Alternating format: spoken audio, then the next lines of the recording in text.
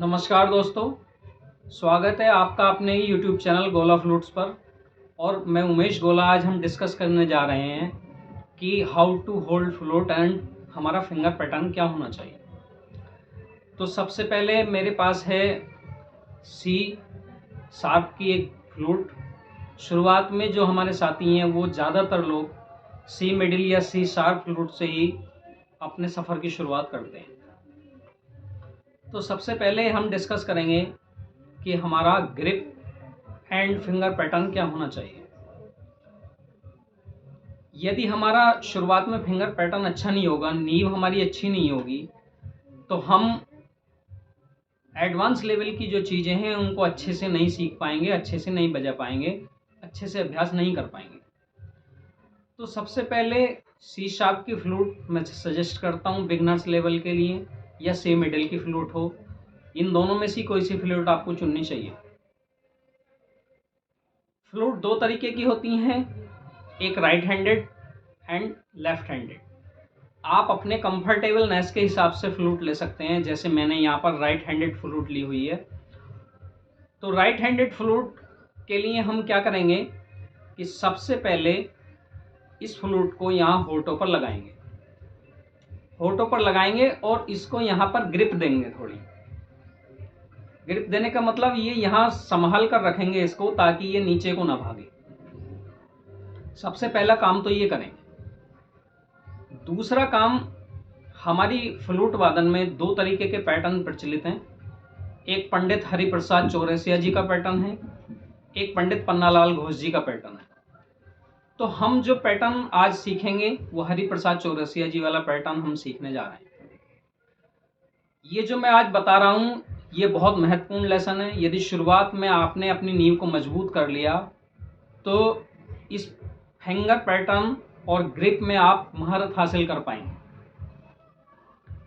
आपने यहाँ पर इसको लगाना सीख लिया और यहाँ होठों की मांसपेशियों पर इसको अंदर को पुश करके इसको थोड़ा सहारा यहाँ से मिल जाएगा।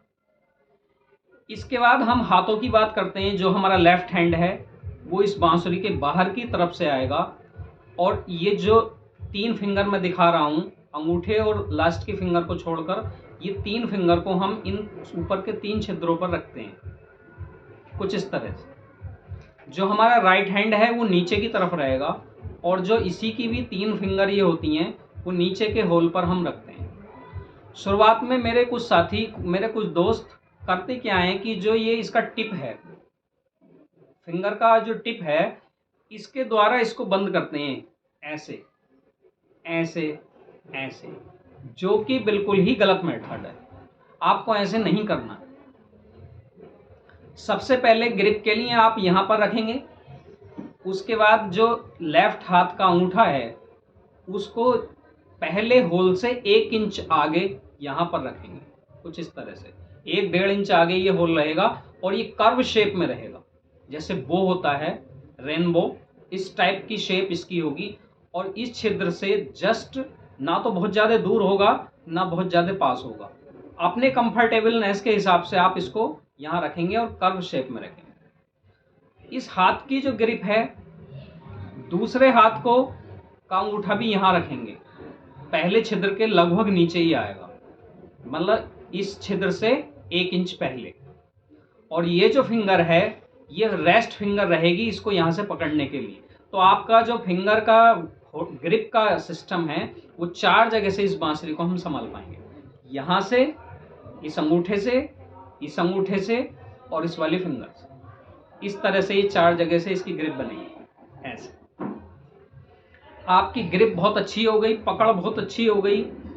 आपने ऐसे बहुत अच्छे से इसको पकड़ना सीख लिया। हाथों का आपको पता चल गया कि लेफ्ट हैंड आपका ऊपर रहने वाला है और राइट हैंड आपका नीचे रहने वाला है। अगर अब हम बात करते हैं फिंगर पैटर्न की। जो फिंगर पैटर्न है हमारा, इसमें 3 खाने होते हैं उंगली में। तो जो ये बीच वाला खाना है, बीच वाला पार्ट जो है इसका, वो ऊपर की तरफ यहाँ ऐसे इस ग्रिप पर आएगा। इस छेद को पूरी तरह से इसको हम कवर कर लेंगे। फिर बीच वाले उंगली के बीच वाले ही पार्ट से सेकंड फिंगर को बंद करेंगे। तीसरी उंगली को अपने कंफर्टेबलनेस के हिसाब से ये जहाँ पर भी सेट होगी, ये बीच में भी हो सकती है, थोड़ी आगे भी हो सकती है, या मिडिल में भी हो सकती है। और ये जो हाथ का पोस्चर है आपका, ये सांप के फन के आकार का होगा, ऐसे, ना तो इसको ऐसे रखेंगे ना इसको ऐसे रखेंगे, बिल्कुल ऐसे कर्व्ड शेप में रखेंगे। कर्व्ड शेप में रखने पर ये जो ग्रिप है इसकी बहुत अच्छे से आपकी पकड़ में आ जाएगी, कुछ इस तरह से, ऐसे। जो हमारा राइट हैंड है उसका जो ये अंगूठे के पास वाली फिंगर का मिडिल पार्ट है वो इस छेद पर रहेगा। उससे नीचे वाली का भी सेम पैटर्न जैसे ऊपर वाले हाथ का किया था। मिडिल पार्ट सेकंड फिंगर का यहाँ पर रहेगा और नीचे वाली फिंगर अपने हिसाब से एडजस्ट आपकी हो जाएगी। साथियों, इस वीडियो में हम लास्ट में आपको एक बहुत महत्वपूर्ण बात बताएंगे जो कि आगे चलकर आपको काफ़ी काम देगी। आपने अपने कंफर्टेबलनेस के हिसाब से इस हाथ को यहाँ पर होल्ड करना सीख लिया, फिर राइट हैंड को भी आपने होल्ड करना सीख लिया और नीचे दोनों अंगूठे आपके इस तरह से आ जाएंगे जैसे बांसुरी को हम संभालते हैं। बांसुरी को संभालने की पोजीशन में, और जब यहाँ पर आप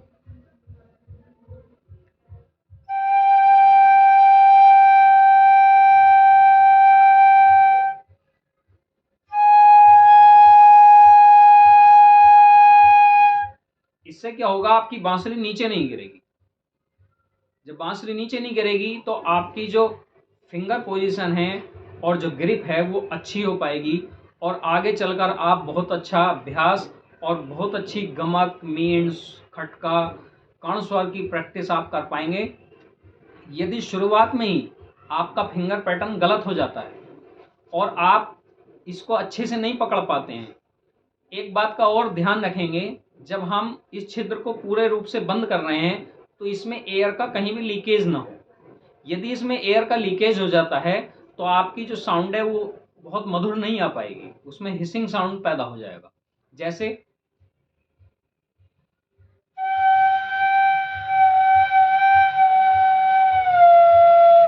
इस तरीके की आवाज आपको आने लगेगी। जबकि जब पूरी ग्रिप से आप बंद करेंगे तो आवाज कुछ इस तरह से आएगी।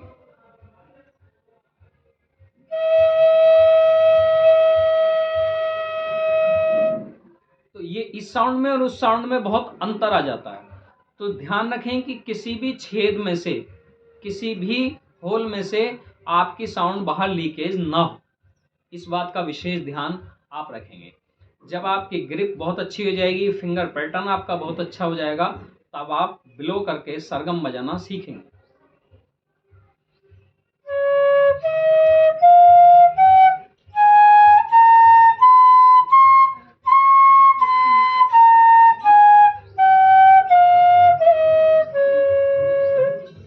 कीवर्ड जो हम एक बताना चाह रहे थे, की पॉइंट, कि हमने कहा था कि लास्ट में हम आपको एक बहुत बढ़िया एक सजेशन देंगे, बहुत अच्छा एक सुझाव देंगे। वो ये है कि शुरुआत में आप इस बांसुरी को बहुत हार्ड तरीके से ना पकड़ें। जितना हो सके इसको एकदम हल्के तरीके से पकड़ेंगे, उतना ही बांसुरी में स्वीटनेस ज़्यादा होगी। आपके ये अंगूठे दर्द कर सकते हैं, इस बात से बिल्कुल चिंतित नहीं होना है। और बिल्कुल आराम से इसको हल्के हाथ से जब पकड़ेंगे तो इसकी स्वीटनेस बढ़ जाएगी।